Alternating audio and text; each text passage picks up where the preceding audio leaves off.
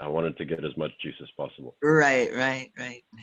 So I don't know if people were able to get the video on YouTube that I did of it on Easter.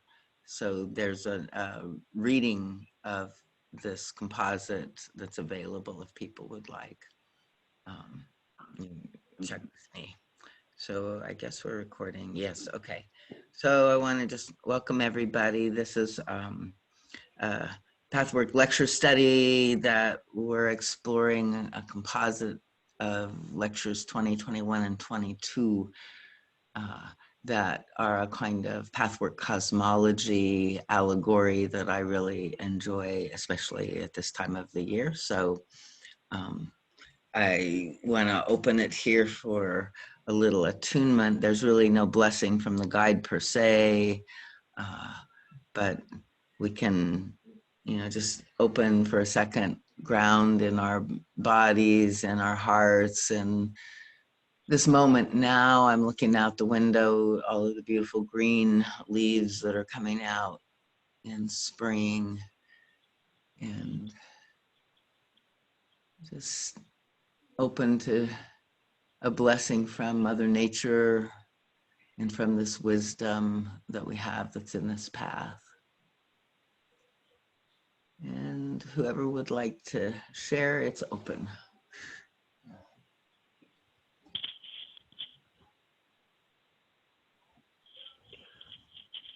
I thought this was, we were doing lecture 36.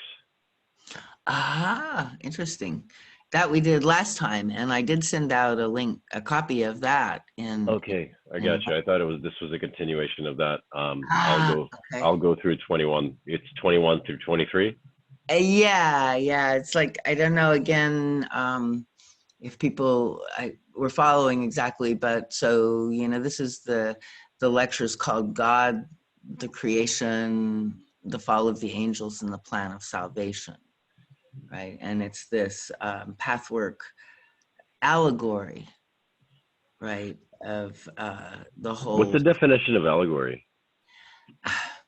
It's similar, I think, in a way to myth or even fairy tale, in the sense that these are stories that are reflective of the psyche, right? They're stories that are like in a place, in a time, but they're really in all places, in all times. They're really, a story of the inner realms that are kind of like, you can't really talk about the concepts that these embody very well. It takes more than a concept. You need a whole story, right? And so, and in seeing in the story, it's like many teaching stories in all cultures in the world, right? It's a mirroring back of the journey of self and self in the world and that kind of thing. And so in this, it's a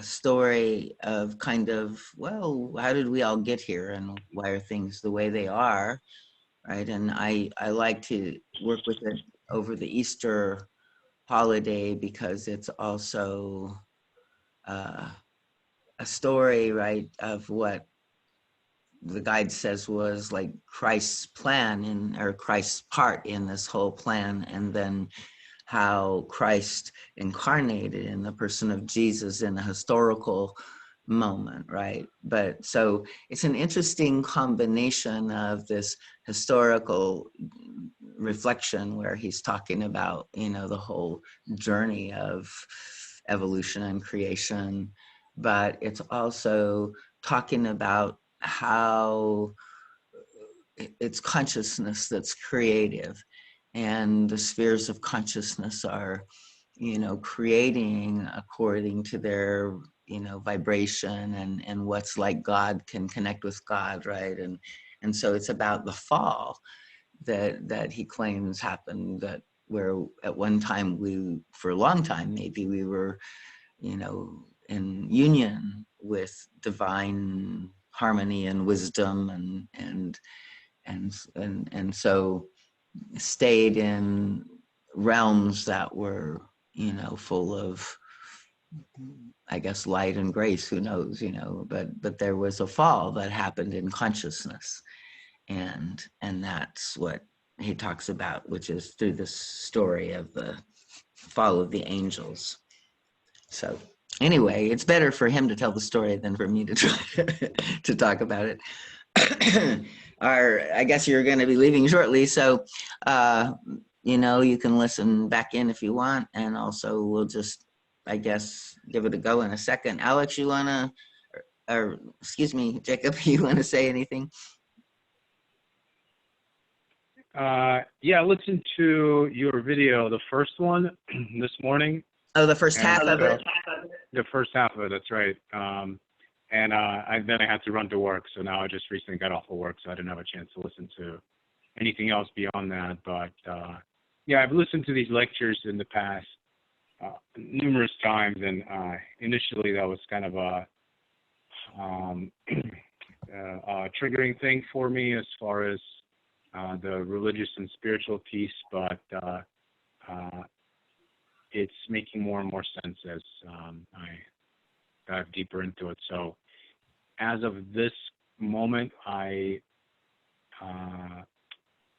nothing stands out for me to comment on, but I am sure I'll have things to comment as we go further. Okay, yeah. I have Natalie here as well. I think she wants to hi, Natalie. Hey, Darlene. I was listening to some of that with Jacob this morning, but have not listened to the whole thing. But I'm glad we're going over it tonight, because when you mentioned you were going to do that Easter service, I was not able to listen to it on Easter. But I don't know. I just feel like I'm really just kind of eating up. Sorry, my brother's. Any information I can get to kind of reframe the Bible in a way that makes more sense to me spiritually now. Right. So yeah, I'm really glad that you're going through this, and I will definitely listen through the whole thing tomorrow. But yeah, I'm doing well personally today. I've been using quarantine as a chance to do a lot of daily review and looking at myself, and sometimes it's not easy, but it's been a good process. I'm feeling the effects. So great. Thank you. Thank you. So can people see the screen? Yes, we can see your screen. Okay. So yeah, I mean, it doesn't surprise me that, there's different reactions to this work. And I think for the most part, path workers don't, it's kind of like hidden, right? That we don't really know what to do with it. But that's to me, there's a way that this is more like Jungian work, right? It's like, it's about archetypes, and it's about, like when the guide talks about, Lucifer and Satan and Christ and stuff, these are energies and forces, that I think when we can get out of sort of churchianity and sort of the limited, it's what happened with all myth, like somehow when we got rational consciousness, we forgot that the language of myth was a language of imagery and symbology and sort of inner phenomenology. It wasn't, really talking about reality in that sense, right?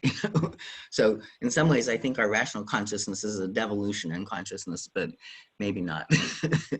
Darlene, can I interject there? A question for you. Are you implying that these entities that the guide is talking about are not real entities, besides it being an allegory, but it's my understanding that they're actual entities? Yeah, I think it's true that, again, it's like what we describe as entity, right?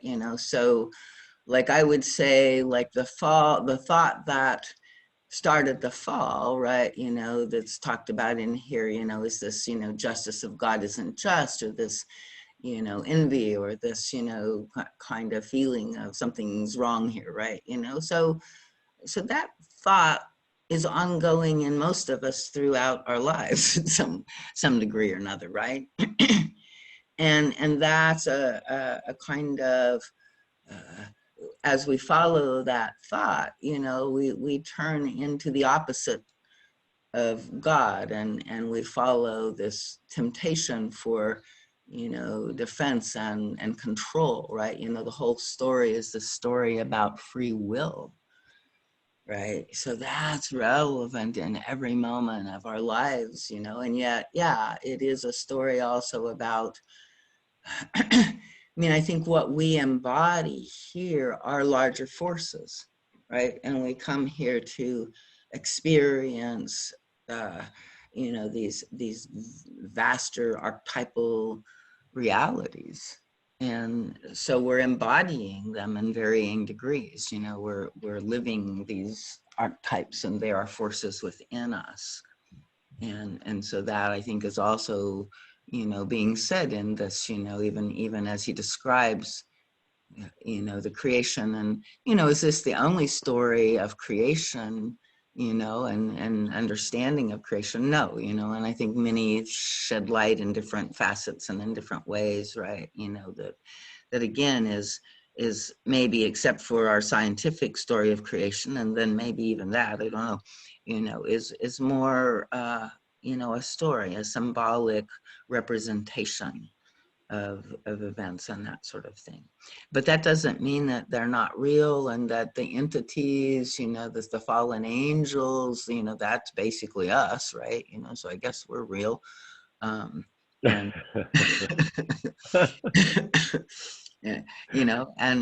each one of us, has within us like this original divine substance, and we also, have within us sort of this, we've followed this path of temptation in a way, to try to be in control rather than to grant free will, and to try to, like life feels too scary. We have to, it's like it's not safe. We have to, contain it or control it in some way. And so this is like egoic consciousness, right? This is technological mankind. It's like let's impose our image on things, and let's have control, and then we're safe. And so, like in this allegory, that's the main difference between Lucifer and God, right? In the realms of Satan and God is this, free will that God grants, and the need for us to choose this other way, that's a non-controlling way, because we choose it, because it makes sense, we want it, it's a free will choice. So, the whole evolutionary history then of mankind and the planet Earth is sort of seen to be, like a plane, a school, a realm where, these forces of light and dark, in a sense, can interact, and we stand in the middle with our free will. And we learn through many incarnations. And I would say, if there's any one thing that makes these, this Christian understanding different than what I call churchianity, is that, it's this understanding of reincarnation, and where the church has, refused to, accept that. I mean, I was reading something of Rudolf Steiner recently that I thought was Darlene, I'm sorry to interrupt you. I'll be back as soon as I can. Okay. Great. All right. Yeah. All right. Bye. Take care. Bye. So I was, reading something of Rudolf Steiner's just recently that was like really saying that in some ways that it was part of the plan to deny the awareness of reincarnation for a period of time, because there was a certain, way that when mankind was sort of so aware of it, individual life did not matter so much. And so, like, there was this actual, period of time when we would forget and not understand this doctrine of many lives, because the focus was on the individual and its lifetime, you know, and that kind of thing. So I had never looked at it that way, but I thought it was sort of interesting. But clearly, you know, it's like the evolution then back in consciousness, back to the unitive state with God, you know, is then through our own free will, choices, efforts, that kind of thing. Wait, Darlene, if I could clarify,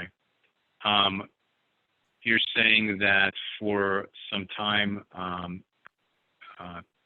people thought differently because they didn't want people to be so ready to give up their life here on the planet. If they knew that or believed incarnation more strongly, that they would be more willing to check out and not take this time as more sacred. Is that what you were implying, or did I miss your point? I mean, I think that's a piece of it. I think it can also be seen as like we were in a more kind of a submerged collective consciousness, right? So the right and the need and of the individual maybe was secondary to the clan, the tribe, the family, the, you know, like so we did not have individuation in the way that it has evolved maybe over the last 2,000 years. And so the idea here is that, you know, the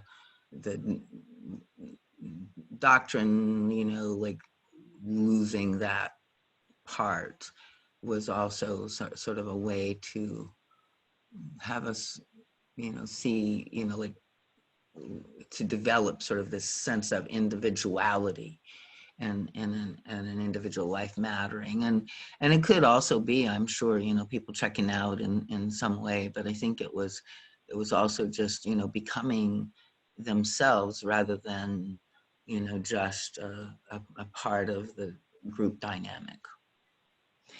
I think I got you. Yeah. Sorry, I interrupted you. No, that's all right. Go ahead.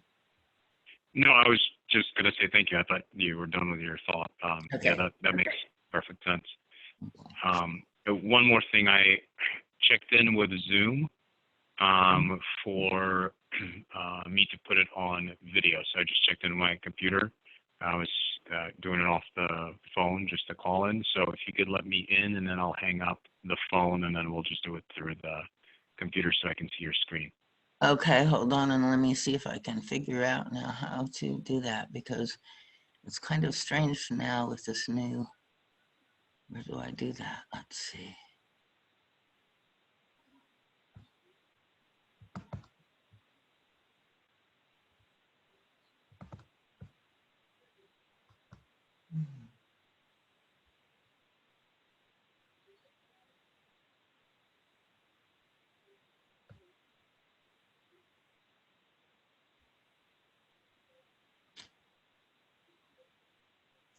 I'm not seeing now.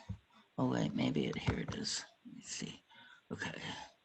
So you're in the waiting room. Okay, so admit, there we go. So that should be doing it.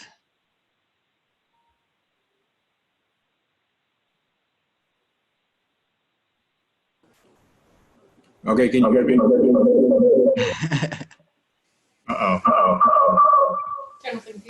Okay, can you hear me now? Yeah, I think that works. Perfect. Okay. So, and are you going to come on video or just do audio from the computer? We're just gonna do audio for now, if you don't Okay. mind. Okay, sure. Okay. So I guess we're back to rolling. So yeah, so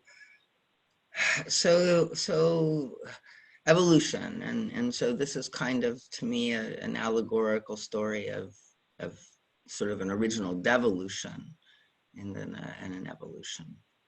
And I find it explains a lot. I use it a lot, you know, in reference, and it kind of is really a foundation of understanding the pathwork. So I think you'll find it valuable to just kind of even, you know, go ahead and react to whatever's there, but, you know, like seek a deeper understanding. So let's go ahead and just go into it, and let's pause as we go as usual, and we can discuss. So this, like I said, is the composite. So it begins with God the creation. He's saying, the guide says, as I said in my last lecture, God put forth as his first creation the Spirit of Christ. And the man Jesus was the incarnation of that being on earth in history. From this first created Spirit of Christ, many other creatures came into existence. So many that you could not count them with the numbers you have available in your world. So, right there, we're all made of, like so it says in the Bible maybe that, like Christ is God's only begotten son or first begotten son or whatever, right? So that's all of us still, right? It's like out of Christ, everything else was made. So the Christ Spirit, the guide also says, I don't know if remember it's in this one or another section on the lecture right before, was most like and had the most of God's substance. So, it was the highest being and the first being created is, how to look at it. But again, as a being, you want to see it, not just as a human or a persona or a personality, it can be that, but it's also an energy. It's also a sphere of consciousness, right? So it's like a sphere of very godlike consciousness. And so, then he goes on and he says, once I was asked, so why did God create these beings? Being all-knowing, you must have realized that misery could result from it. And I like what he says here. The guide says, this is indeed an important question, which I would like to touch on briefly. God is love, and love must share. This is the nature of love. Of course, God realized that because he created beings with free will, they could so decide with this free will that misery could come into existence, either permanently or temporarily. Nevertheless, as an indication of his greatness, God created beings who could choose freely with the power given them. They either would have the wisdom of not abusing their power and thus living within the perfection of divine law in a state of eternal bliss, or if they decided otherwise, they would finally come to comprehend all the more the perfection of divine law after having gone through the valley of death. Thus, they would be more godlike than before. The temporary misery for those who might decide wrongly, quotes, right, is nothing compared to the bliss and happiness of eternity after the self-inflicted misery, the consequences, right, of our free will of, saying, let's try something different than God's way, right? The consequence of that, was it's painful in ways. The harmony that we had before, the goodness slowly devolved.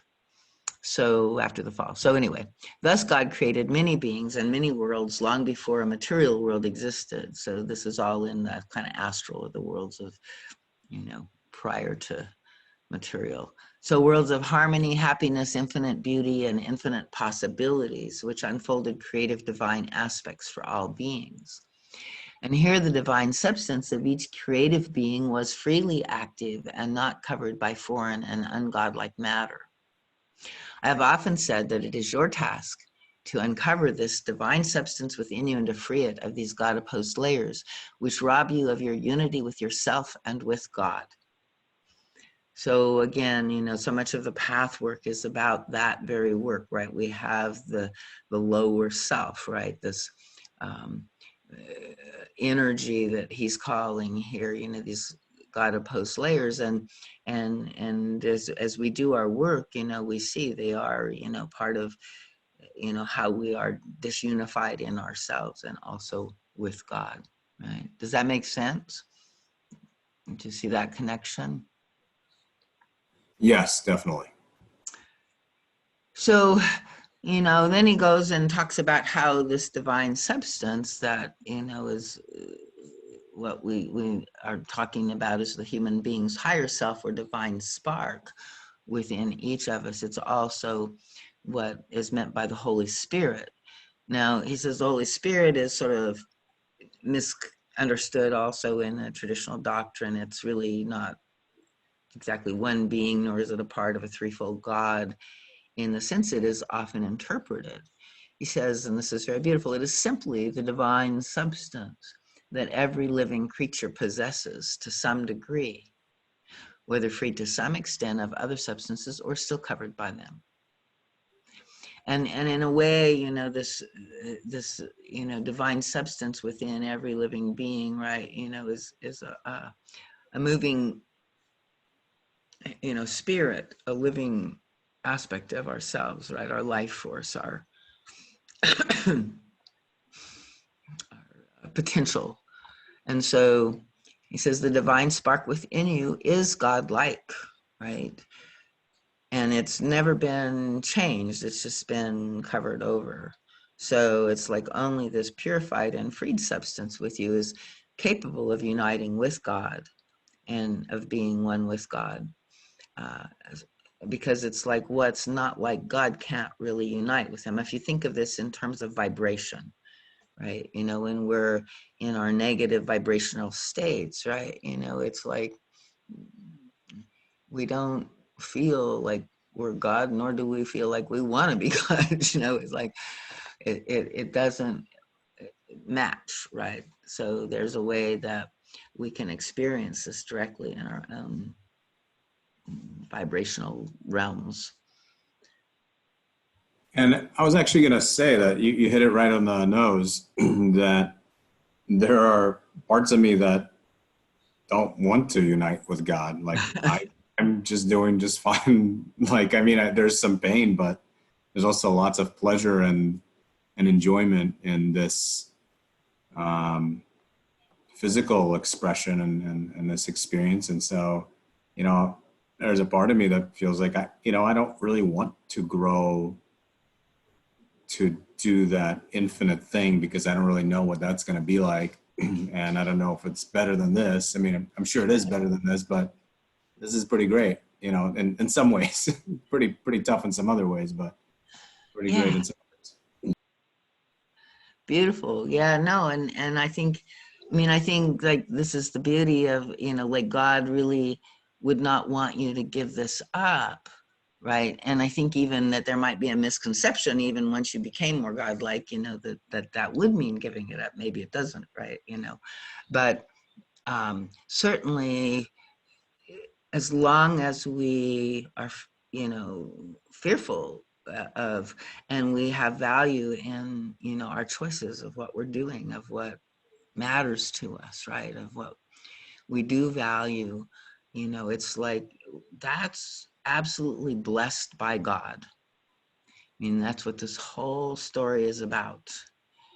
That the preservation of our ability to make that movement of uniting with him because we choose it, want it, are ready for it, and it's time.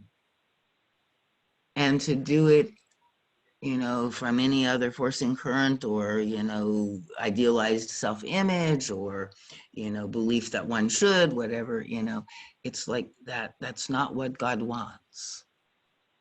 And he loves it. He's saying, look, you're going to be better gods than before, go have at it.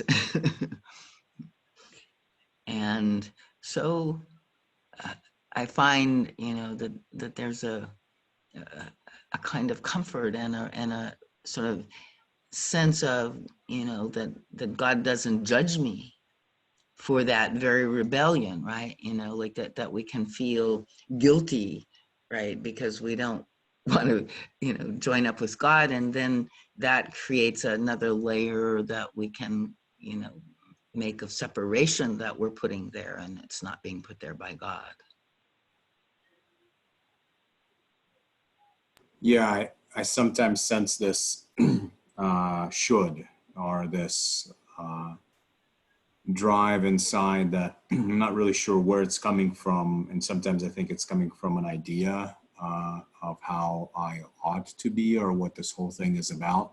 But sometimes it doesn't feel pure or natural. Like I myself have come to that conclusion on some level, if that makes sense, that there's some part of me that doesn't line up with that and some part of me that says this is what you need to be doing, otherwise you'll stray further away. Yeah, so beautiful. So there's the splits inside of us, right?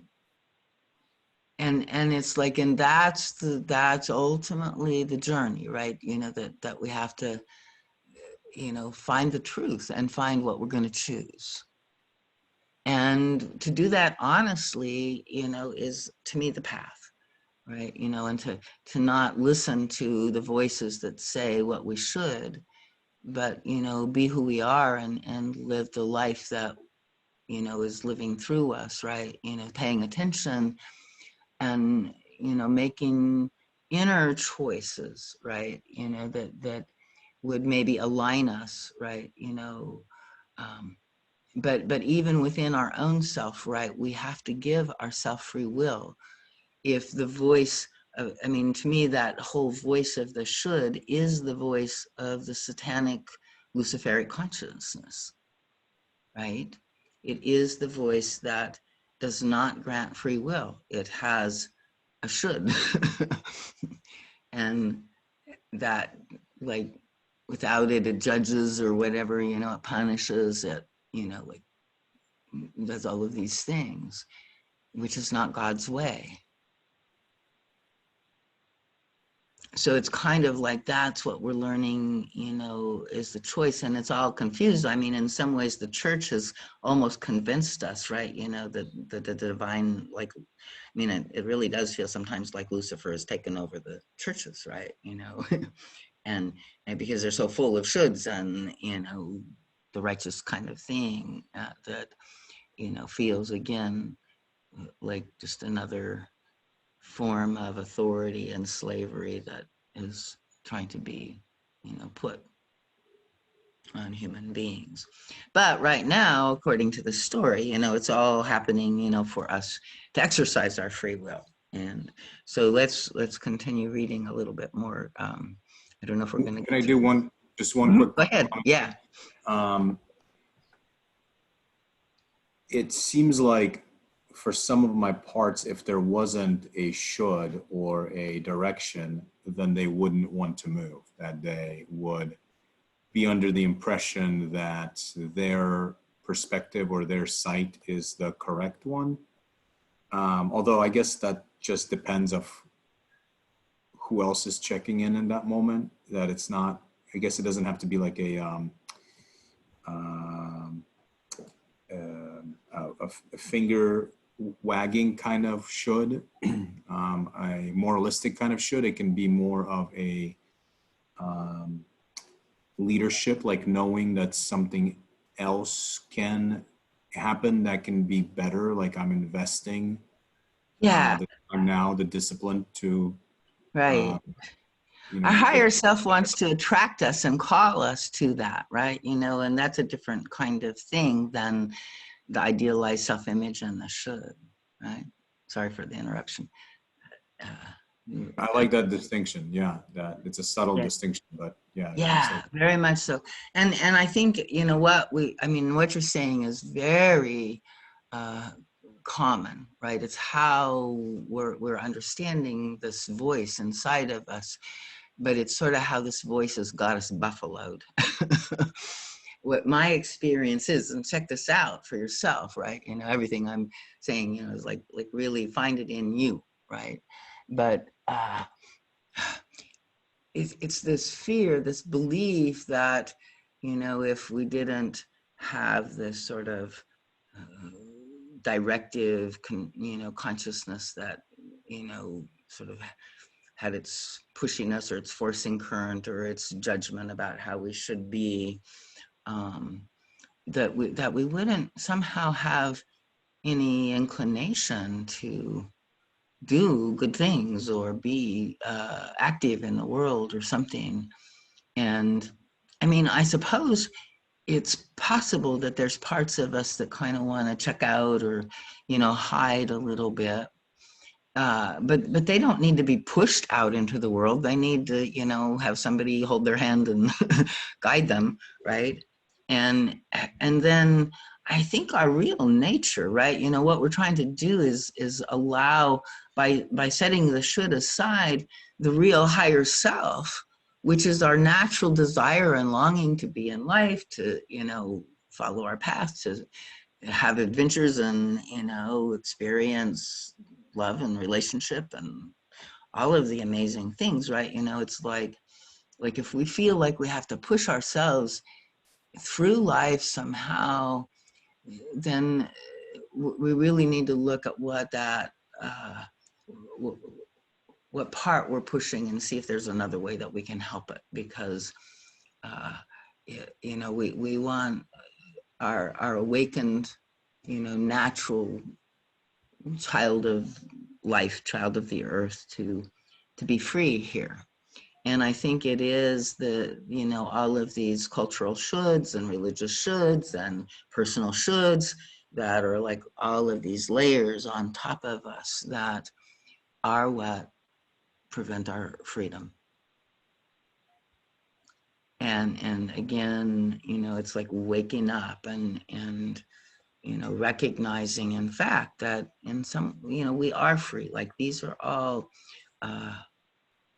things now that in this lecture it talks about, like after the battle that, is like the whole kind of culmination of the plan of salvation, and Christ's forces of light won, right? That Lucifer is still here, right? So like, well, what happened? Well, it's like the story goes that, it's like he must be allowed to remain here. And like, so we're still learning, right? The temptations, the, defenses, I think are all Luciferic consciousness. All of those pieces, right, are still here to tempt us into our fear, tempt us into our pride, tempt us into our self-will. And so now, the difference is, according to the story, is that when we can choose the love, power, and serenity rather than the pride, self-will, and fear, that, that choice then, uplifts us and advances us on the evolutionary path. But we're still here to, be offered that choice and be given, the other temptations. And, those temptations, I mean, again, the church, I think, has distorted it and made, like good feelings and sex and pleasure, like all something of the devil. And I think that's a misunderstanding again, right? But there is a way that anything in the material realm that becomes, in a sense, more important than God, right? You shall have no other gods before me, right? And again, that's not, we hear this judgmental thing, but it's in Buddhism, right? It's like anything that we get attached to, we're going to suffer from. And so, if we're attached to it, it's like our God, right? So it's an addiction, right? And where we're, materially, like I really like my comforts, right? I'm not a happy camper. I find difficulty being in my heart when I'm physically in distress or, don't have everything I need. So, these things are challenges and, temptations to either contract and go into my misery, or to find a way to, be in life in spite of imperfect conditions or whatever, right? And in this way, I think we're all working to expand and bring more of the divine qualities and substance alive in us. Choose them, right? Rather than choosing the contraction. And so the contrast, the comparison, we need to choose the contraction. The guide says, and in the lecture on the, yes and the no current, right? Like that the no is sacred, right? It's this sacred free will again. If we don't have the right to say no, then all of our yeses are coerced. So, you know, we're free, and God, you know, wants us to say no as often as we need to until it comes true to us in our own understanding that, you know, saying yes is really the preferred way, right?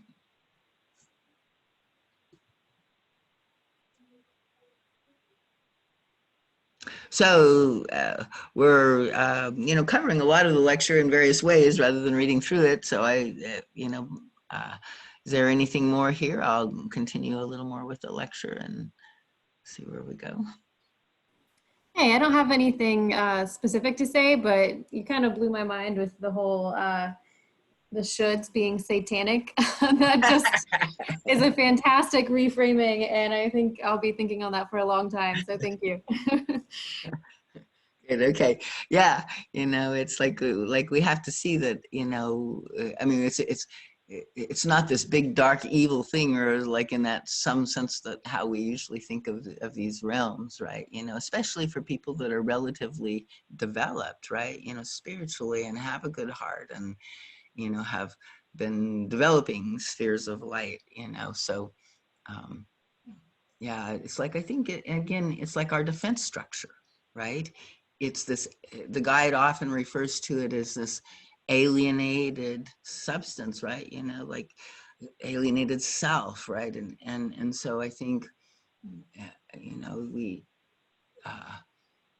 in suffering and pain, in lack of understanding, you know, as children, you know, we choose that as protection, you know, and yet, like, if we don't begin to, you know, seek deeper and unravel that, right, then we can become pretty negative and trapped in all of our victimization, all of our darkness, you know, of the difficulties of life. I think this is where right now, you know, we're trying to move beyond this place sort of the individual, and we still have a place to go with it, but it's kind of like shifting, I think, in some ways, and it's and we also, you know, we've got all this identity consciousness in the culture and in the planet, and I think that's good, and it was part of what needed to happen, but it's like now it's kind of tearing the fabric apart, right? You know, so like we can be, you know, who we are, we can have our history, right, in some way, but there's a way that we have to move forward and forgive the past, and, you know, even the present, and you know, find the inner authority, you know, within us, and this more identified with the heart and the God self in some sense, rather than, and hopefully into the larger world of nature as well, right? You know, it's like there's a kind of culturally centered, you know, trying to define ourselves within, and so it's like, you know, we need to define ourselves by knowing our inner being inside, and knowing the connection of that to all of life. And so hopefully there's some of that, you know, transition that's happening with us now. So let's continue on. He says, people have often advanced the idea that God should not have endowed his creatures with free will, for then the fall could never have happened. Or they claim at least God should have interfered when the fall started. However, this view is short-sighted and blind. Happiness can only exist for any created being through union with God. And to be in union with God, you must be of the same substance and endowed with the same aspects and qualities. Otherwise, you would be unlike God, and thus incapable of being in union with him. Free will and free choice entails the possibility of directing free will contrary to divine law. In choosing freely and correctly, and in abstaining from abuse of power, lies divinity, love, wisdom, and a number of further divine attributes. So I find it really interesting. I've highlighted that. That's my, bold there, that, this choosing freely and correctly, and well, what does that mean? I mean, I think in general, it's, holding love, holding equality, holding, brotherhood, lots of, of the divine qualities, but that he highlights, that all of that, I think, is really founded on our abstaining from abuse of power. Right? And what does that mean? I mean, we think, well, I'm not a powerful person, I'm not abusing power, but I mean, even like we talk sometimes about like the love mask, right, in relationship, right, and the guide says how that the submission defense can be very controlling, right? And so whenever we're kind of holding our partner, or another person sort of like, well, you should, or we're trying to control others as well, we have to take a look at, and we have to like somehow step back and give people freedom to be who they are. Right. I love that. I'm sorry, I don't know if I interrupted you. Good, you're fine. I love that because it's become so much more subtle since we've pushed the lower self underground more and are more aware of it. These little moments where it just kind of comes out, that's still the same thing, right? It's still it leaking out, except now it's just more clever or more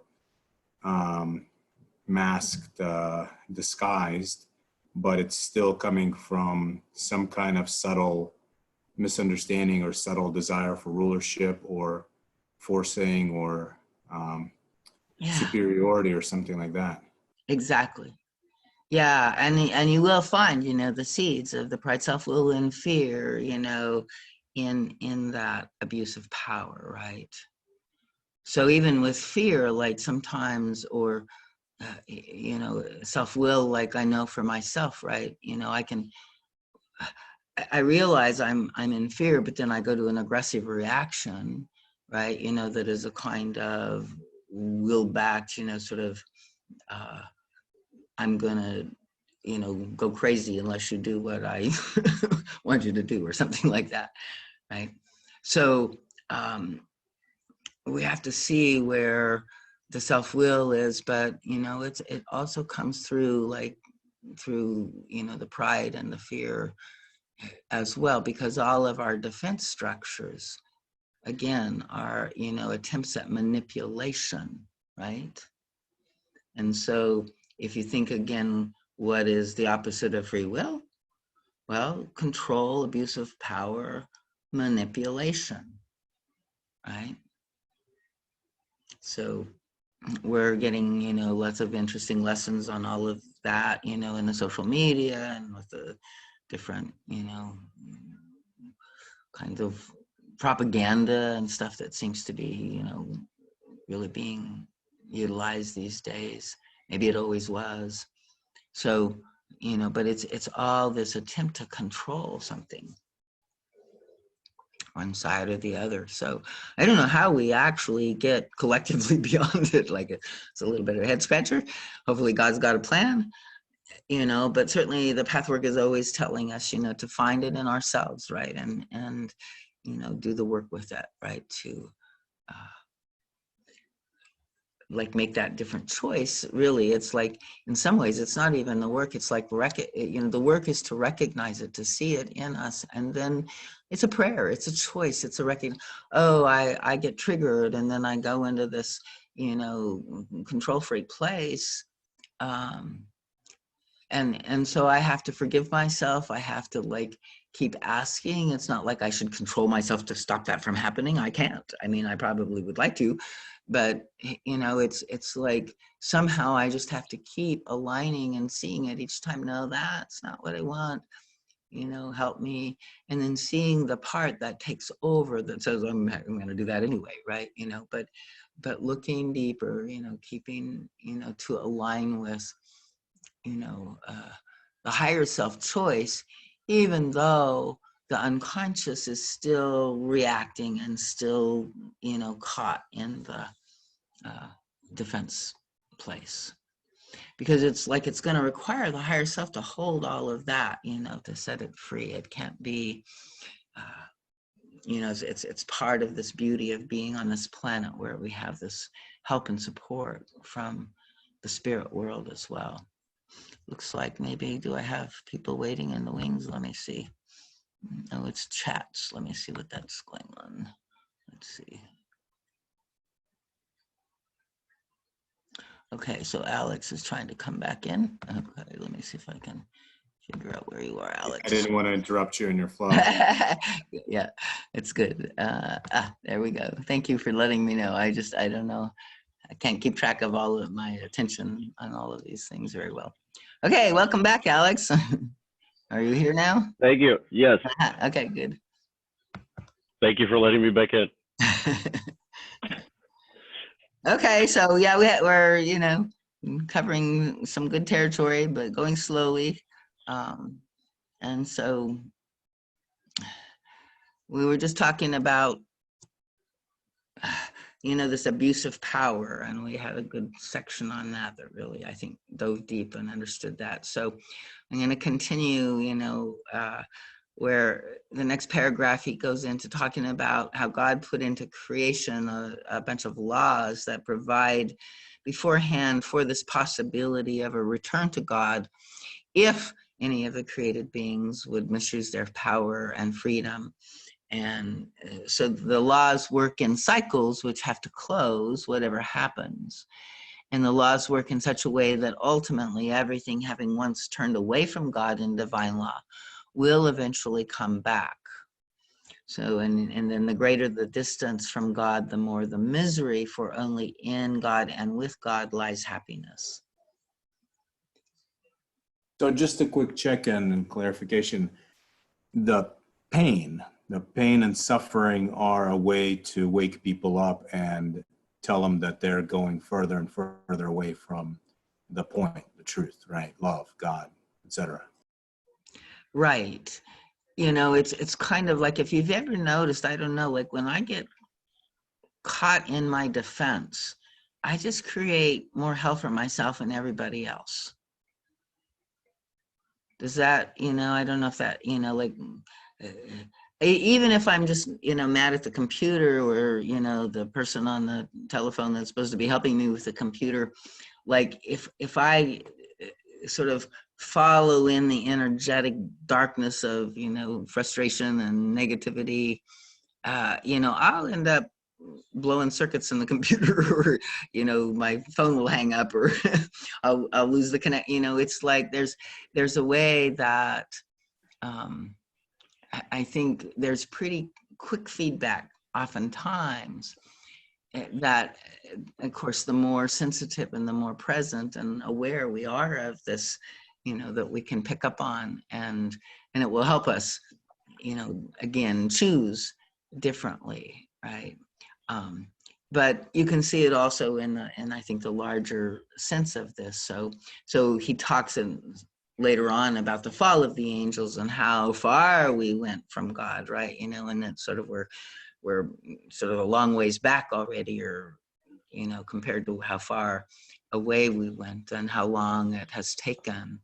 And you can see, like even your awareness of all of the suffering on the planet that's happened, that we know of historically, and, the whole process of the earth, right, that has a lot of this lack of free will, and so I think it does make some sense, right? And then I love when he says, only in and with God lies happiness, because that's the converse. Like, I think we can more easily see sometimes how misery, might result from that space of separation from God, and then our defenses, and then the vicious circles that they create, and, like that. But I don't know that we are so conscious of, like, in connection with God, we feel happy. because I don't know that many of us, have a clear sense of a direct connection with God.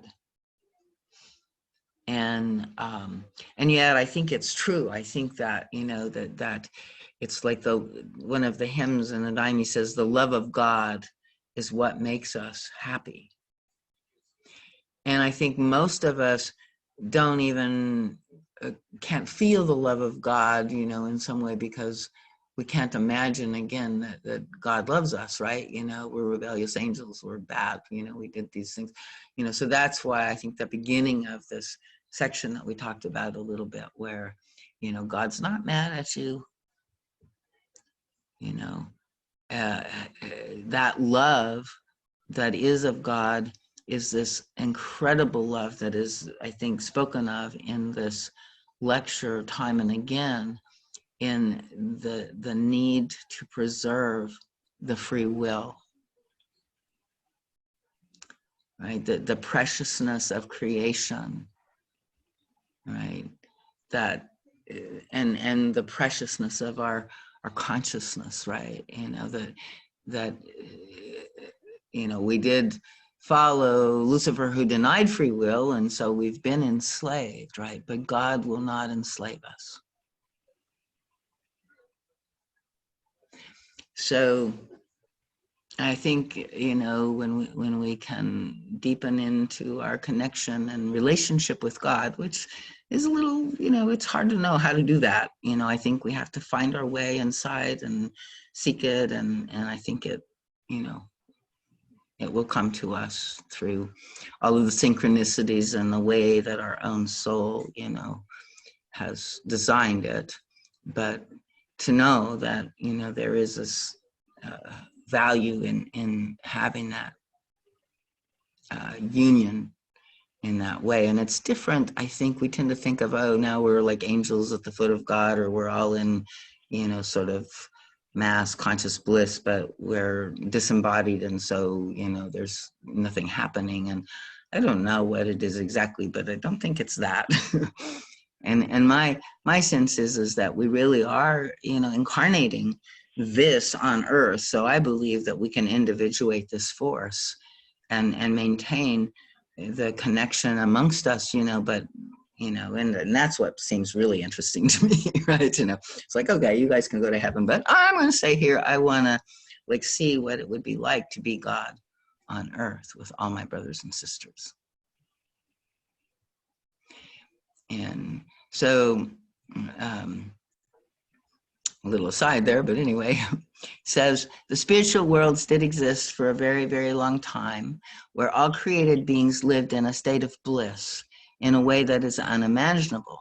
The possibility existed since they came into existence to choose freely, either to live within divine law or to act against it. At one time, one spirit fell under the temptation to act against it.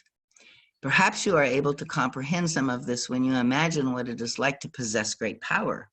You may know that to use this power in a certain way might prove to be dangerous for you.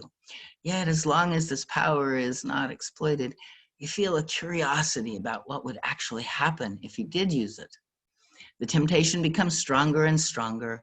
You don't mean to continue to use this dangerous power, but you feel you must try it out just once to see. Once the first spirit succumbed to the temptation, it set something in motion that could not be changed anymore.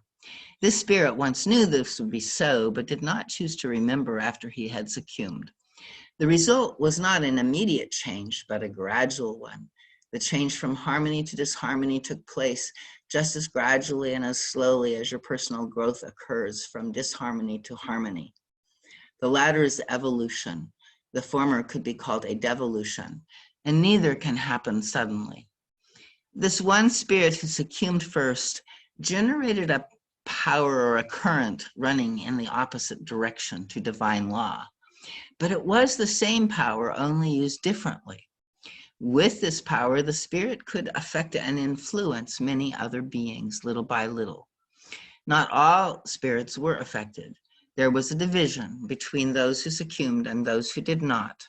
With the former, the fall of the angels began.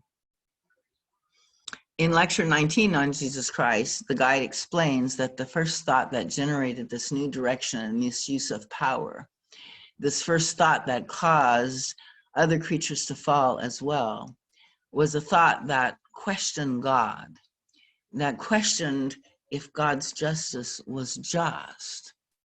Was God fair? This happened because of a kind of perceived favoritism and envy that Lucifer had developed over Christ, is what the, again, sort of the allegory is. But once again, you know, can you see how this happens in our own lives, right? You know, when we, you know, wonder, you know, like, you know, something happens that feels unfair or feels unjust to us. And for others, for ourselves, right? We often have that thought, and it seems like, you know, we don't really in nowadays, you know, think we're questioning God, right? You know, we think we're questioning the government, or we're questioning just the way it is, or, you know, some organization or institution, right, or outer authority. But at some level, and this is always challenging a little bit, but, you know, what is at some level must be God's will.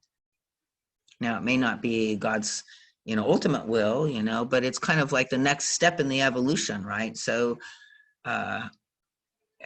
we can, you know that it's not like if the next step in the evolution is a kind of devolution or a contraction or something, you know, we can know that that's not the end result or the end goal, you know, but it's kind of like the more we surrender to that movement and flow with it, you know, the more that movement, I think, then returns back on track. You know, it's like we're not, again, creating a countercurrent, right? So it's like, I think, again, speaking of this notion of surrender, that is kind of a mystery and an interesting thing to explore and contemplate. So, you know, when we have this thought of, you know, God's justice not being just, it's a kind of, you know, way that we separate as well from what is, from God, from life. You know, we blame, we judge somebody, something's wrong. And so in this process, like he says, then every divine aspect turned into its opposite nature. So harmony turned into disharmony, beauty to ugliness, light to darkness, wisdom to blindness, love to hatred, fear or egotism, and union became separateness. Then wholeness split even further, the more this pull of temptation proceeded, and thus evil came into existence, right? And then we talk about the splits inside of us, right? And where, you know, it's like the divine qualities were originally divine, right? But now they've turned into something negative and distorted. So kind of works with this idea of, you know, there's divinity and distortion in everything, right? And we have to, you know, kind of separate out the two and see clearly and make that free will choice for what's the divine reality. So he goes on, he says, once I explained that the spiritual worlds are psychological worlds, which does not mean that they are unsubstantial and formless. Only in your material world are thoughts and feelings abstract. In other worlds, spirits create their own worlds wherein they live according to their states of mind. Each state of mind creates as a reflex action a sphere consisting of landscapes, inner and outer conditions, and so on. So think right now that, you know, the realm that you live in is a kind of, you know, multiple spheres of consciousness, and you may, you know, kind of inhabit various ones at various times, different moods, different, you know, states of, you know, your energy and different roles that you play, right? You know, they're all kind of individual spheres of consciousness that you're creating. And he says, when you keep in mind that your attitudes, your thoughts, your feelings, your opinions, and your goals create your world, you will understand that the world of the highest spirits is beautiful and light, while the world of the fallen spirits has become dark and ugly. Since the great plan was put in operation, many in-between worlds came into existence in varying degrees of harmony and disharmony according to the state of development which the once fallen spirits had reached. Your material world is one of these in-between worlds. The disharmonious worlds which came into existence through the separation from God are also called hell. These worlds simply reflect the state of mind of the creatures living there. These spheres came into existence as a direct result of the state of mind of these beings. But hell is not just one sphere. There are many spheres there, just as there are many spheres in the divine world, or so-called heaven. When the fall took place, not all who participated came into an equal state of disharmony and evil. The degree was individual and different. Thus, different spheres came into being within the worlds of darkness, always corresponding to the individual's state of mind. As long as complete purification has not been achieved, some of the characteristics of the fall are still going on within a person to some degree. It would be extremely useful for each one of you to delve into your soul and clearly come to feel this process, thus making it conscious. When you consider your individual faults, try to find the original divine aspect of them, for no fault could come into existence by itself. It is only a distortion of something that was once divine. You can find this divine aspect in all your faults, and then it will be much easier to purify your faults and at the same time lose your sense of hopelessness and inferiority about yourself.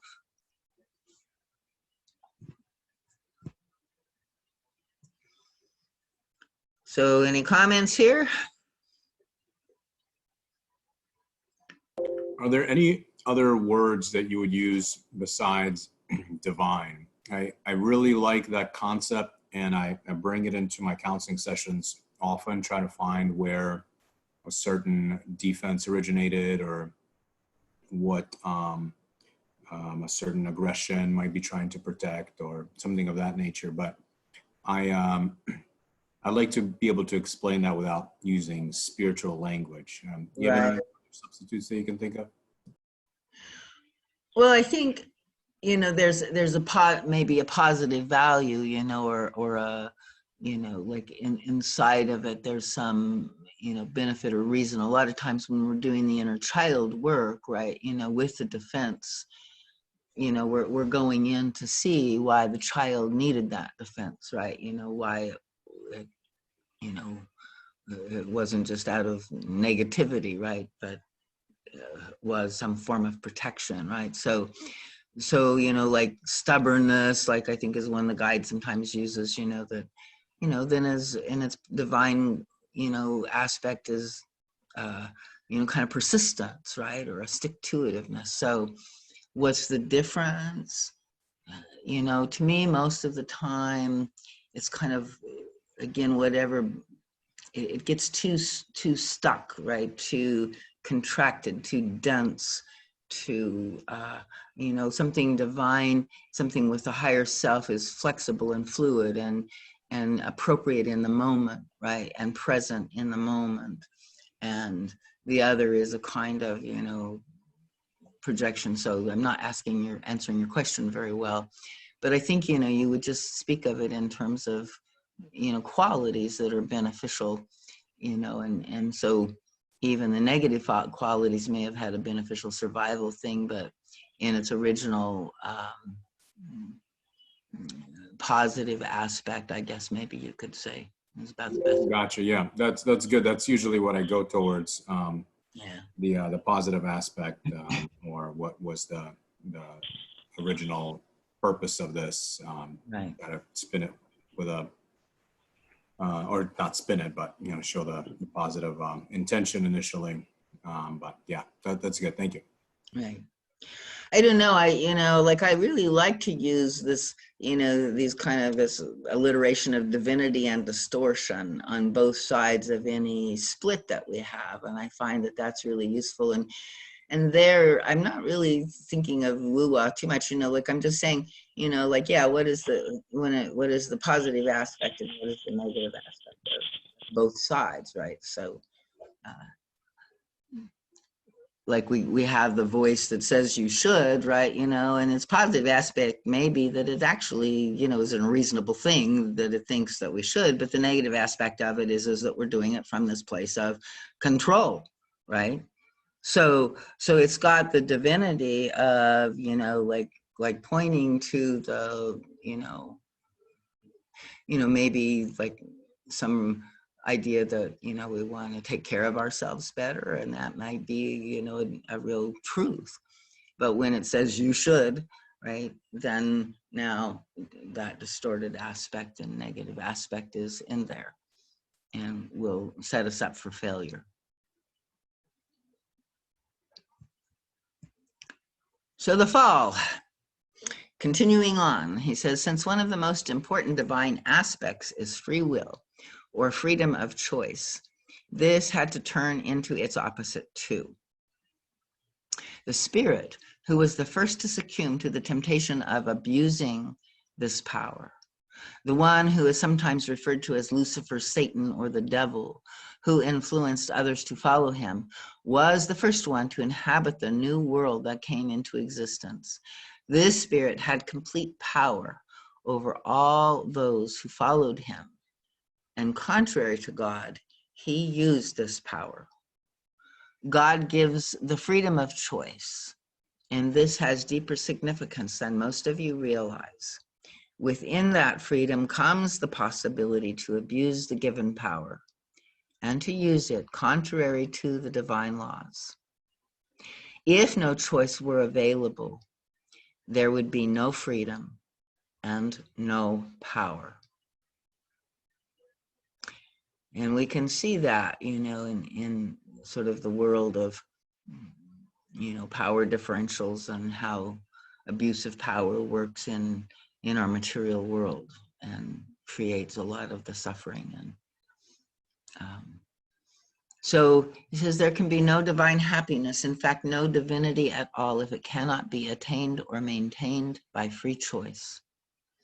By the same token, the opposite of God and his laws must be the prohibition of free choice and the domination of the stronger over the weaker ones. I was watching something, you know, on TV that was, you know, talking about the peons and the, you know, early Spanish, you know, like on the serfs and, you know, like all of the, I think, you know, company stores where, you know, the people that had the means and had the control over the means, you know, had the domination. And the history of mankind has been that kind of dominion and domination. The state of affairs would seem to make the salvation of the fallen beings impossible. For even should they have come to the point of desiring to go back to God, they would not have had the power to do so, since they were under the dominion and power of the one who reigns in the world of darkness. On the other hand, without breaking his own laws, how could God save those beings who longed for him? If he were to use his infinite power by overruling the free will and choice of those who decided to use the given power in their own way, he would actually be acting from the same principle as Lucifer. Here, more than in anything else, maintaining the divine principle was of utmost importance, for only if God remained true to himself and his laws would there be a fundamental difference between the ways of God and the ways of Lucifer. Since it is God's plan that every creature should recognize him and know, and at one time come back to him out of free choice and reattain divinity, it was imperative, it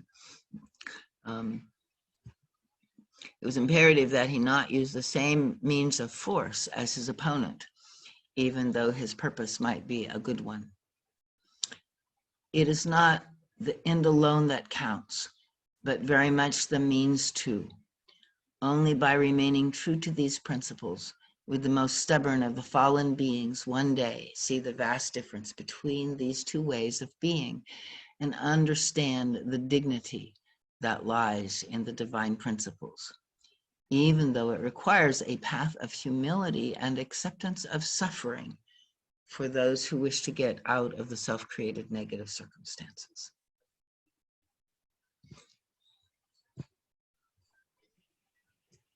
So I think, that sentence has a lot there too, to, look into sort of, this path of humility and acceptance of suffering. Right? What does that really mean? That's the key. Well, I don't know. I just find that certain things, invite us to deep contemplation, right? And in this story, right? And so, he uses these phrases, right? And I feel into them, and I think it's true, like if we're not going to use dominion, if we're not going to use force, if we're not going to try to, control something, right? Then and yes, we're not also being controlled, right? Yeah, and maybe at some level, maybe even acceptance of being controlled at some point, in this path of humility, because to I guess, to try to break out of our circumstance through over dominating the dominating one, seems to not be at least the way that God is, showing us that his world operates under. Big, hard lessons for us. Again, humanity, it's like, this is the one that, you say, what? No way. So it's, again, like I say, it's something to contemplate and to feel into and to do maybe where we can. Maybe there are certain places where we can't, right? But to explore it, right? Well, what does, like for me, like even sort of standing in line at a grocery store, right? That's a path of humility and acceptance of suffering for me, right? So I don't feel all pissed off and upset and mad at everybody for being in my way, right? And being slow or being stupid or whatever, so, like somehow stopping in a line feels like a huge suffering for my soul. I really don't like it. And I have to. That's good. That's rich. So, it really is a practice to recognize that. Look at the pride in me that just gets so frustrated with everybody being here or the person, taking so long or whatever. I'm with you. I'm that person looking at the lines as well, yes. And the fucking clerks, what the fuck are they doing? What? So, I think to the degree that, that's for us to see, kind of lower self there, but again, free will, and we have to wait until we recognize it and choose differently from our own inner conscience and choice and decision, right? And, in the scheme of things, it's probably like, not the worst infringement or, the worst rebellion, but it's like, it just shows us sort of like the simple ways that we have yet to even begin to conform to this way of love, that was offered to us and was demonstrated in so many ways by the life of this being, right? That incarnated Christ on earth. Okay. So since life in spirit is in direct relationship to the inner harmony, enlightenment, and general attitude, spirits who have become disharmonious cannot be simply put into a world of harmony as you might travel into a beautiful country. In the world of spirit, the country is both you and your product. Therefore, the once fallen spirits had and still have to attain a state where again they naturally produce harmonious worlds. You will readily understand now that this must happen in free choice too, so that questions like, why has God not done away with evil, need not come up anymore in your deliberations. So I think this is kind of an important pause here, right? In the sense of, like a lot of times we do sort of think, well, why does God let all of it? Why are we so terrible? And why does it seem to just not be stopped somehow? And so Well, we started it. Yeah. Why Yeah, can't we you stop it, Darlene? And I started it. well, we learn this in, in the pathwork all the way through, that these spheres of consciousness that we are experiencing, right? Like he says, the world in the world of spirit, which is really where we live. I mean, it's kind of like has a lag effect, or like has this material aspect to it. But it's also true here in material realm, like that. The country that we live in, the space that we live in, it's like it's a space of consciousness. And that space is both us, and it's something that we're creating as a sphere around us that is then actually producing our experience, right? So there's this mirroring effect in the way that this divine substance that the guide talks about, interacts with our consciousness. And again, it's there so that we can learn from it. It's feedback. So he said, on the other hand, means had to be found so that the creatures who desired to return to God and to keep his laws instead of Lucifer could do so with the framework of the laws of God.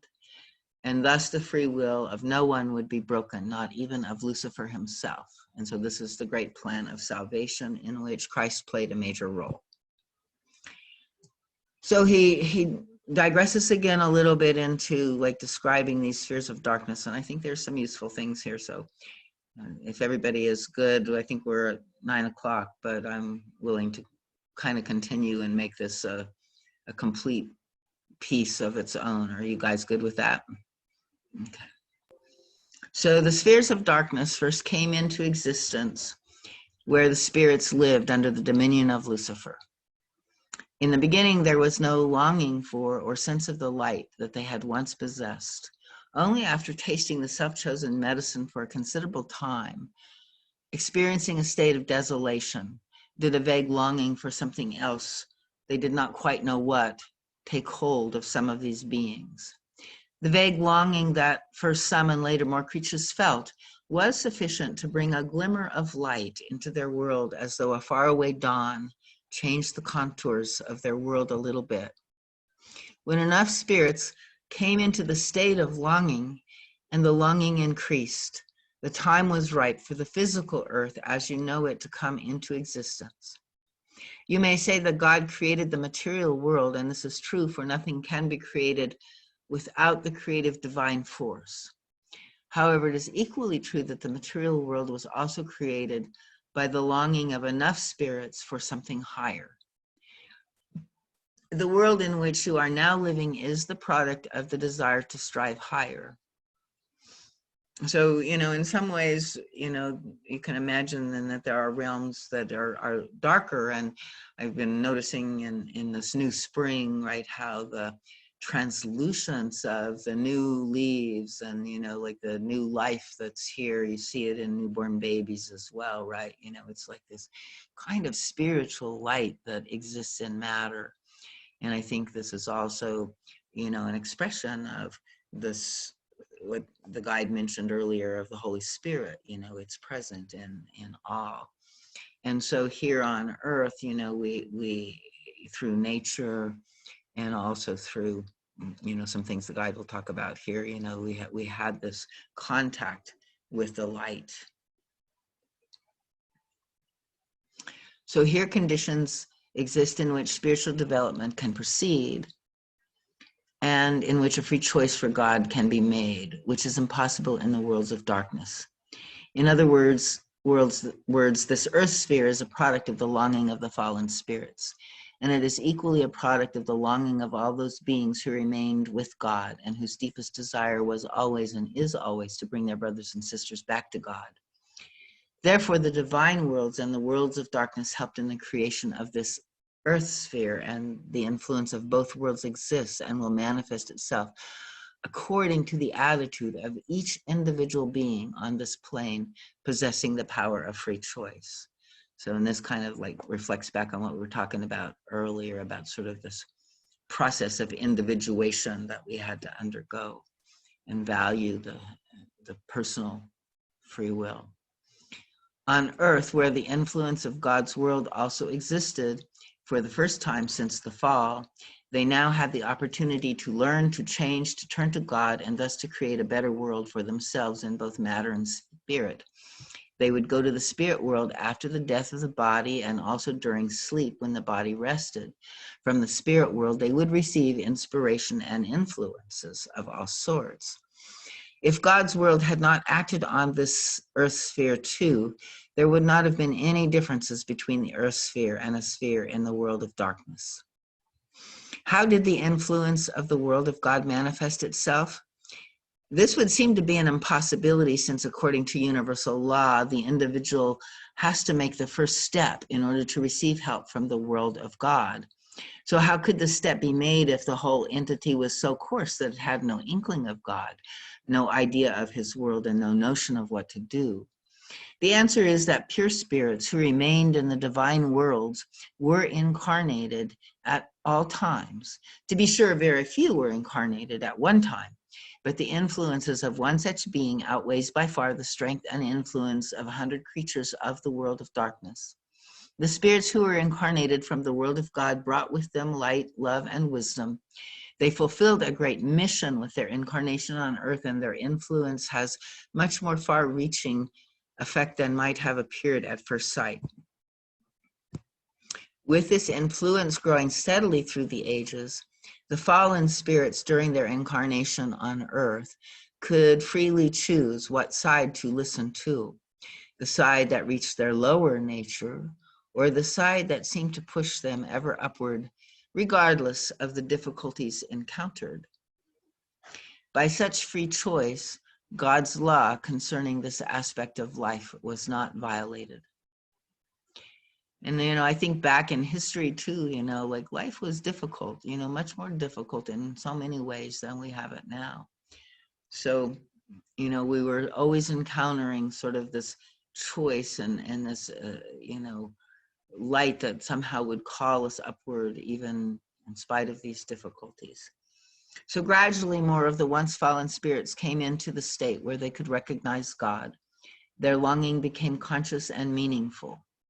Their will could now be developed to overcome the evil impulses of their lower nature. The change that began to take place had much greater effect than can be easily recognized. None of you fully understands that if a single person develops really well, doing the best in his or her power, this person does not only help himself, but adds the most valuable cosmic power to a great reservoir. People will not know, as long as they are on Earth, how far-reaching the effect of the smallest endeavor in this direction is. So another beautiful thing to take in and contemplate a little bit. Salvation. On the earth sphere, where you have the possibility with your free will to develop and to decide which side to follow, in your own nature, you can find, of course, both currents. The current that once came from God in perfection, and the current that was accumulated during and after the fall. Between these two currents, the conscious self stands, able to decide either to take the line of least resistance, which is man's lower nature. I would say also the line of protection, right, and of domination again, or to follow his higher self, which is a more difficult and narrow path. Many people believe that Christ died on the cross for the sins of everyone else. And as a result, no one is responsible or accountable for their sins, faults, and weaknesses, for Christ has atoned for them through his death. This, of course, my friends, cannot be so. It would be utterly senseless. I have also mentioned that salvation was not only accomplished on this earth sphere, but in every sphere of existence. God's plan was ultimately that every single one of those fallen beings should have the means to come back to the light and harmony. but it was essential that God's laws never be broken, not even for the purpose of bringing back the fallen creatures. So I want to back up a little and just kind of like this one sentence where he says, you know, like the way that we tend to in churchianity understand Christ dying on the cross for the sins of everyone. You know, he talks about this, I think, in another section of it a little more in depth as well. But, you know, I think it's important because, you know, the Pathwork talks about our self-responsibility and our learning through these experiences. So I think, as the guide says, we have to kind of learn for ourselves. And yet, you know, in this learning, there's a deeper part that Jesus did play and that Christ played in this. And so this is where he gets into it. And I find it a little bit of a subtle difference, but I think it's interesting still to play with. So he says, you know, God's plan was ultimately that every single one of the fallen beings would be able to come back to him. And we're here on the earth sphere where, you know, both the spheres of light and darkness are, you know, kind of instructing us, and we're having our free will choices and stuff. But he basically says a little further down, you know, that somehow when we died, we still belong to the sphere of Lucifer, that we really were not, as souls and spirits, completely free, because Lucifer did not recognize, you know, our free will and did not recognize the choice we were making. And so, in a sense, that's the larger sense of how Christ, you know, saved us, right? So all the while, he says, Christ was busy preparing and working in the spirit world of God, planning ahead and sending various pure spirits to live on earth. He also organized teachings for the pure spirits now incarnated to bring to mankind, either through inspiration and guidance or through communication with God's world. At that time, no matter how far human beings developed spiritually, in returning to the beyond, they were still under the dominion of Lucifer. As I explained, every divine aspect was turned into its opposite quality, and therefore free will was turned into domination, and Lucifer would not give up the dominion he held over his followers. If, for instance, a human being, due to a changing attitude and growing harmony with God, would begin to produce light and beautiful spheres in the spirit world, even those spheres still belong to the kingdom of Lucifer, because he did not relinquish his power over this person. Furthermore, no one was at that time far enough developed to produce only spheres of light. People would produce and own several spheres, harmonious and disharmonious ones. So, you know, we can also, you know, contemplate here a little bit, you know, sort of this, you know, being that is within us in some way, right? You know, who does not give dominion over us up. So you can explore that a little bit, you know, it's like we had talked some about sort of the idealized self-image, maybe being a candidate in that. And so I think here you can explore it again a little bit with this understanding, you know, what aspect of us does not give up dominion over us. So, you know, it's the question to play with. So he says that since we could not produce only spheres of light, which, you know, we would be vibrating, you know, like godlike, right? And so we would be living in that.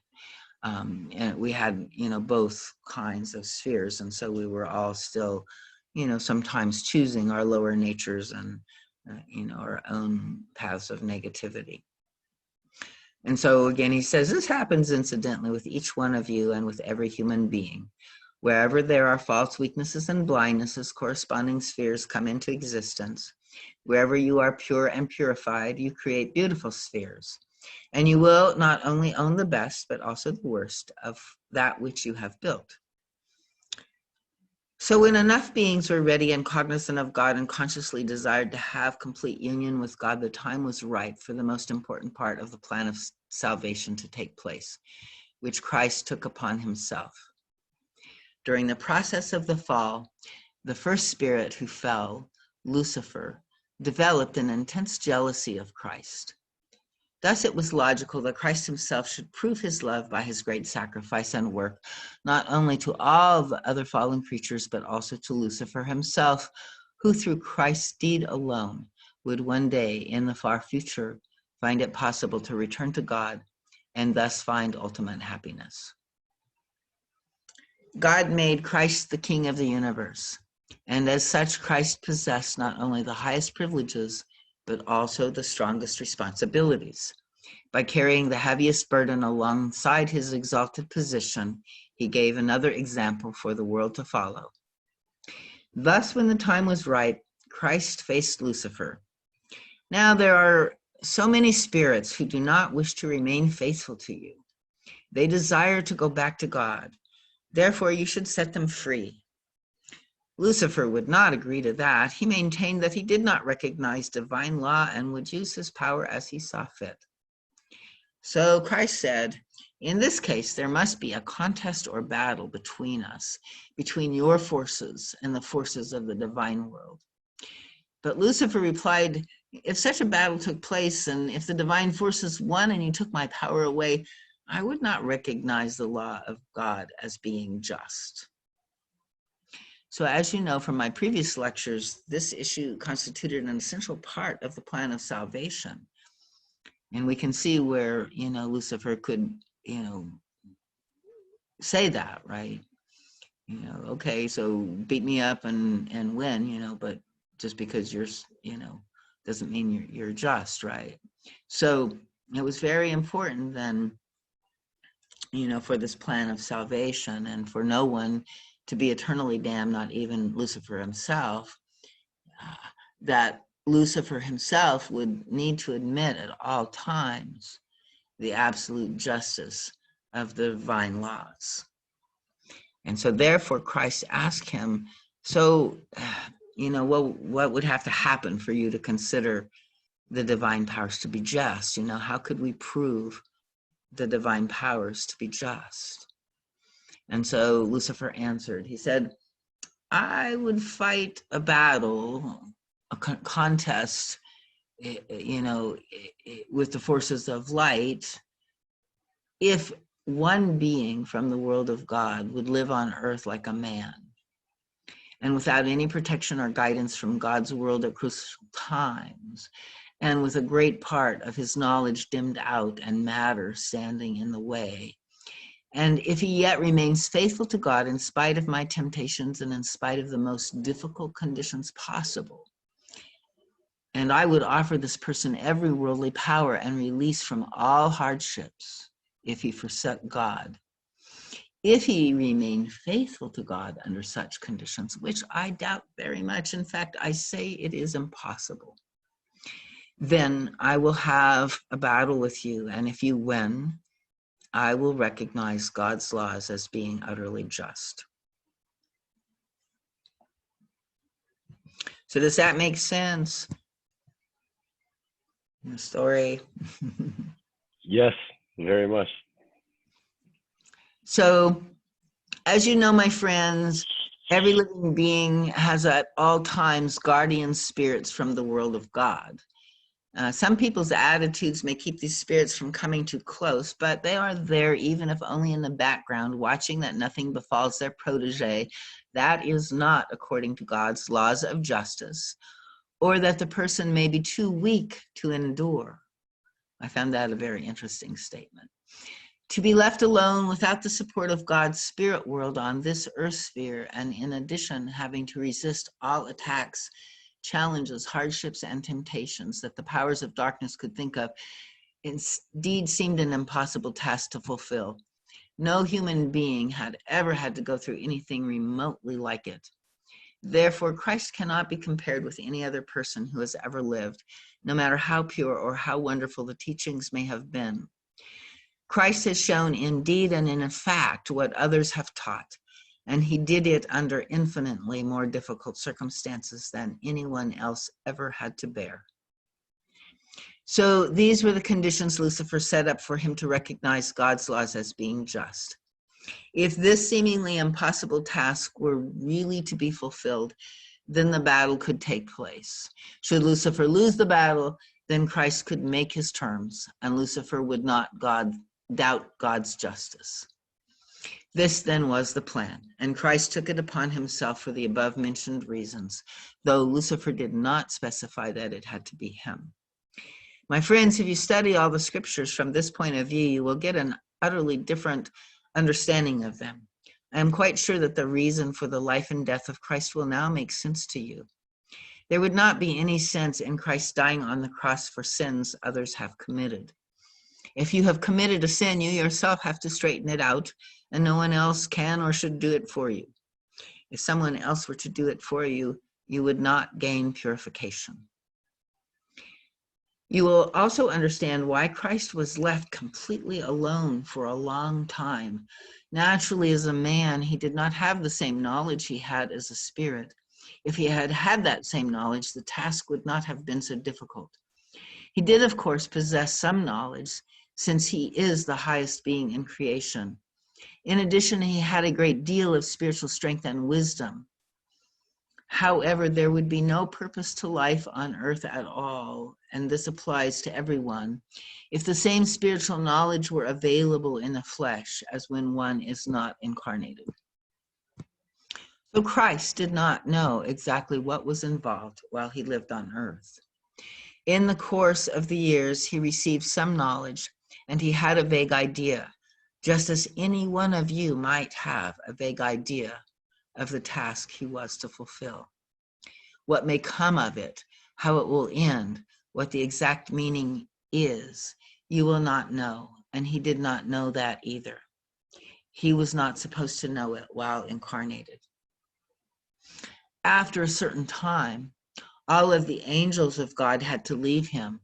They were with him for some of the time of his life, but were not present when the really difficult task began. This task was, as I explained, that he left quite alone and cut off completely from the world of God, had to resist the temptations of Lucifer, who put the greatest effort imaginable into his goal to cause Christ to fall. He used every device possible, and in so doing, he organized all his helpers. On the one side, Christ experienced nothing but suffering, both physical and psychological, as well as humiliation, the extent of which you cannot imagine. The humiliation and psychological suffering were a great deal worse than the physical suffering, as bad as that was. On the other side, he was offered all the temptations of the world of darkness. Of course, Christ was what you would call psychic to the maximum degree. His mediumistic qualities were so strongly developed, not just in one respect, but in every respect, that they were greater than anyone else's before or after. This was an advantage as long as God's world was close to him. But when he was cut off from it, this was merely an additional hardship. For all the manifestations coming to him originated from the world of darkness. Clairvoyantly, he came in contact first with high emissaries from the Luciferic world and later with Lucifer himself, who made himself appear as a beautiful being, offering Christ all the worldly advantages he might desire, an instant release from all his sufferings if he accepted Lucifer and gave up his idea of God. Lucifer taunted him in the worst moments of his sufferings. Where is your God of love and justice? If he existed, would he allow his beloved son to go through all of this? If your God cannot offer you more, are you not better off with me? Look what I have to offer you. Your God can only offer you intense suffering and hardship in every possible respect. Can you imagine what this meant? If Jesus had known the exact significance of his task, it would not have been half as difficult to resist. But this was precisely the point, to have doubts at these crucial times, doubts about everything, about his true identity, about there being any wise and good purpose in undergoing all the hardships, which you could not understand at the time. In short, about everything he had learned in the previous years. Often he wondered whether he was not under some illusion and whether all his previous knowledge was not the product of imagination. During these times of doubt, Lucifer would instantly be at his side and strengthen such thoughts. It is easy to perceive how extremely hard it must have been for him, being a man and having matter between him and absolute truth, to remain faithful to God and not give in to these temptations aggravated by hardships. If the conditions of his task had not been such that even Christ might have doubted at times, his task would not have been so infinitely magnificent. Therefore, Christ had to have the same obstacles of matter as all other human beings, but his were intensified to a maximum degree. Material substance is a curtain, and man has to grope to open that curtain. Jesus Christ had to do the same, but in conditions of which you can only vaguely appreciate the extreme difficulty, even with these explanations. To remain on the right path under these circumstances without fully understanding it, my friends, you cannot really know what it meant. And having the humility, in spite of all the passing thoughts of doubt, to put God above everything, even above his suffering and above his not understanding why. That was the task. It indeed seemed impossible that anyone could do it, but Jesus Christ did. By doing this, Christ not only fulfilled the conditions by which the world of darkness could never at any time claim God's laws to be unjust. And I remember these laws again are the laws of freedom and not of domination, of surrender to the pain and suffering, of, acceptance of the difficulties of the life on earth, right? So, by doing this, he set an example for everyone born after him. And so when you are suffering and you do not understand why, and I think this is the hardest thing, I can handle suffering when I can understand it, but if I don't understand it, right, it's very difficult. So think of Jesus within the setting of this true story of salvation. So immediately after Christ had successfully completed his task on the earth sphere, a number of so-called miracles took place on earth, showing humankind that a major phase in the history of creation was over and an important new phase was to begin. After Christ's physical death, he returned to the world of spirit, having fulfilled the conditions with a relatively small number of specialized spirits. He fought a spiritual battle in the world of darkness. That spirits should have wars, my friends, may sound again too far human for you. Where do you think your wars come from? They are only an outpicturing of spiritual war. I can only describe it in a somewhat condensed way that may sound symbolic and may be symbolic to a certain extent. So a war took place between Christ and Lucifer. Again, Lucifer had to admit the justice of the ways of God's world. For as mentioned before, first Christ came to fight under equal conditions. It would have been in his power not to take any risks by using greater strength and more helpers. However, he did not. And this was for the same reason that he undertook life on earth, for God's justice to be preserved, even in the eyes of Lucifer. The chances were even, and this was so apparent that not even Lucifer could deny it.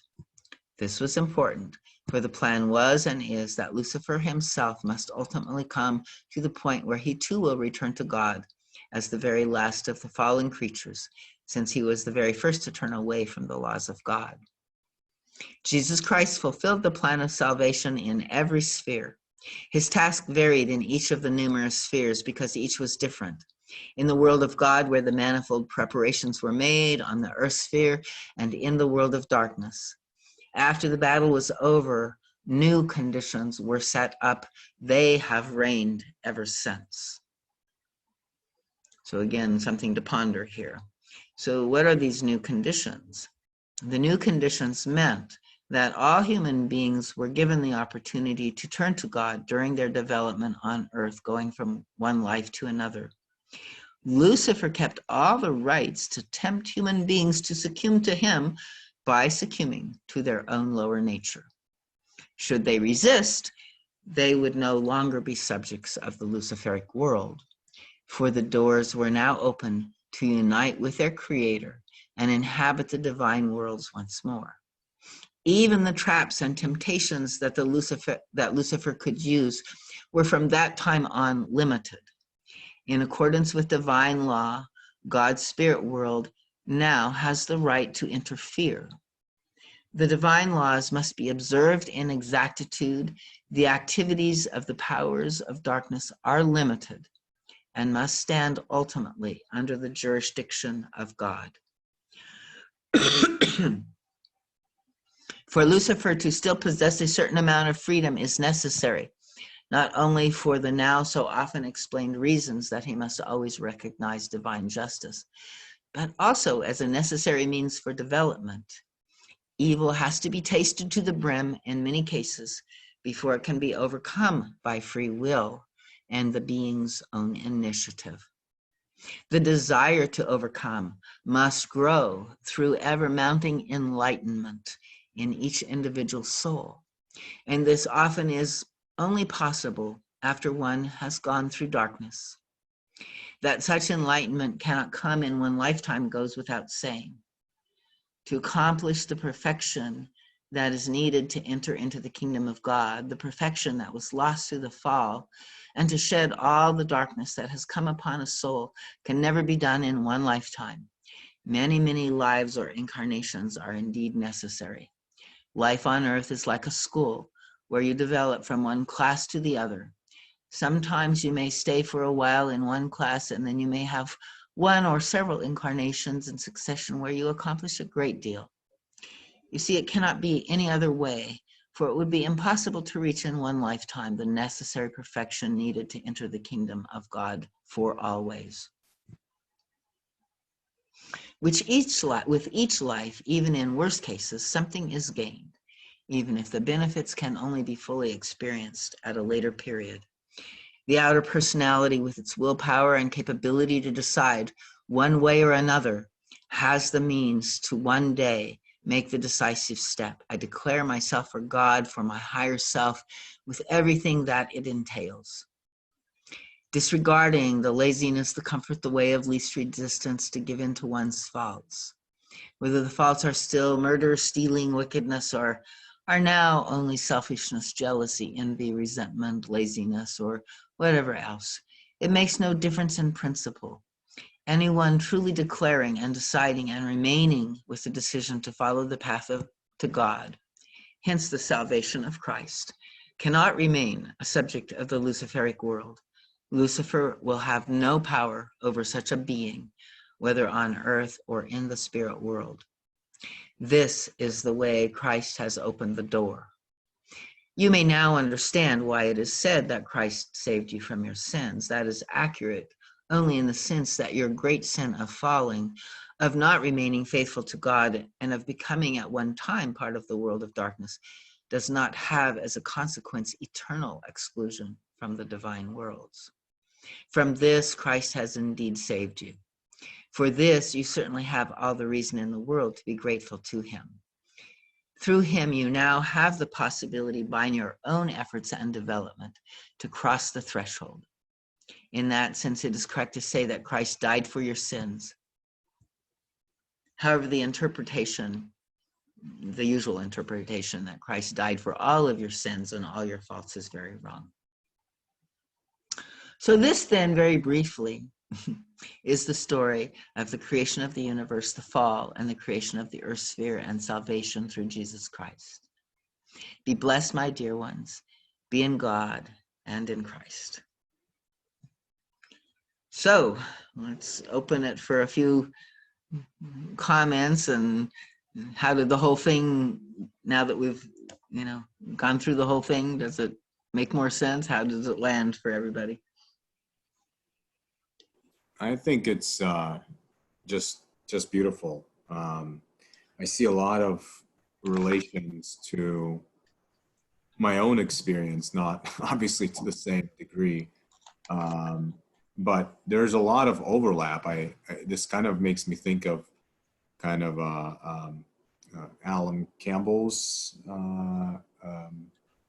Oh, Joseph Campbell? Joseph Campbell, yeah. Yeah, exactly. Talking about how there's so much overlap in different teachings of the hero and all the temptations and all the difficulties and overcoming them through Right. growth and development and just belief, right? It just sounds like it applies to everyone's life in some way, or I don't know, maybe I'm projecting in some way, but it certainly feels very true to some of the challenges and yeah, just very fitting. Yeah, thank you. Yeah, good. No, exactly right. And I mean, I think I mean, it is myth, right? And myth, allegory, like I said, it's like it really is reflecting consciousness, right? And so, and you were asking earlier, Alex, about, like, well, is it, like other beings too, and clearly in this allegory, and the guide often talks about, these other entities that are, cohabiting, the spheres, all these different spheres and stuff, and kind of like they're in the same space, right? But just different kind of vibratory or, kinds of things. And so it's, it really is, I think, a really good way to think about everything in your life as it is ongoing, to see the spheres of consciousness that you're creating, to, look at the choices that you're making, and see, again, like we get confused in sort of this controlling voice of the Luciferic consciousness within us, the idealized self-image, tries to control us and make us, it like tempts us to try to, like, if it forces us to be like God, right, like, oh, you should be better than that, and like it knows that we're going to rebel and, never make it to God. So there's a kind of really interesting subterfuge, they call Lucifer the father of lies in some ways, it's like there's interesting ways that these temptations happen. And so if we can recognize that it's not about us trying to make it happen or force ourselves to be good or do it right or follow God, but it's about understanding what God's way is and longing for it, wanting it, choosing it with our heart. And then as we do that, all of the help of the beings that are not fallen, come and transformation is happening, through our life. And we're just kind of paying attention and being aware of the choices that are presented to us and what they bring up in us and working it through. So the path work, once again, right? The everyday work of our path work is very much spoken of in this whole little myth of the fall of the angels and the plan of salvation. So Natalie and Alex, either one, I don't mean to be speaking so much, but I just like what was coming up for me when you were talking, as well as Jacob, you guys can hear me, right? Mm-hmm. Okay. A lecture that I was listening to, I don't know, a couple of weeks ago, and then Brian Stokes had a conversation, but in that, the guide was talking about, don't confuse yourself. Love is criticizing. Love will criticize. That there's, just because it's love, it doesn't mean that it's gonna, my perspective of the way I understood it, it's not like it's gonna hug you because you just murdered or raped somebody.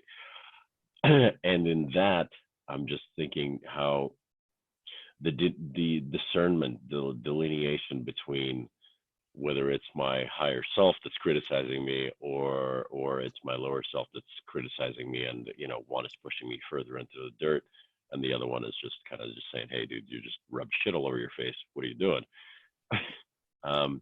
That's what was coming up for me. Exactly. And that's it, and it's a very subtle distinction, and we often confuse the two, right? So we follow, instead of the voice of the higher self, that other voice, right? And so it is like, what is that difference? And I think in this lecture again, the difference is, the forcing current of the ISI, right, shows its dominion attitude, right? It's like it does not give free will. It demands in some way, and then it punishes for us not fulfilling its demand, right? That's Lucifer. Yeah. That's not the higher self. The higher self could criticize, could call you to something higher, could, you know, tweak your conscience and say, you know, are you sure this is what you know, but it does not, you know, there's no forcing current. There's no, that kind It of just says, hey, there's a better way. thing. Yeah, You sure you want to keep hitting yourself in the face with a hammer? exactly. Okay. Huh. Great. Yeah, good example. Thanks, Alex. Natalie, anything more on your end?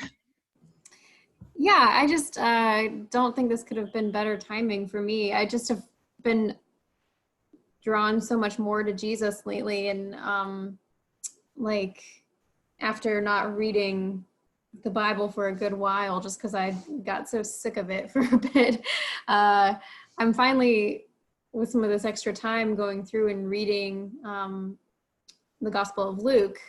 And I actually just read the story of the temptation of Jesus. And so lining up with this discussion tonight was just beautiful timing. But yeah, just looking at it through a different lens is really refreshing, and just kind of looking at how Jesus lived his life and like how he aligned with things that were truly powerful is really just inspirational to me. And I think, like I was saying earlier, you kind of blew my mind with the whole concept of Lucifer getting to us through our own shoulds. That's gonna stick with me. So thank you for that shift in perspective. But yeah, I just loved this discussion. Thank you for having it. Great. Thank you for joining me, everybody. It's kind of one of my favorite pieces. And so now it'll be available in this recording, and also, you know, we've got the videos and stuff. So yeah, I don't know if it's like going to be popular with everybody, because again, I think people have a lot of sort of confusion about what mythic language and consciousness, you know, these allegories are. But so it delights me to be able to share with people that can kind of grok it. Thank you. Good night, everybody. Thanks, Darlene. Thanks so guys. much. Bye.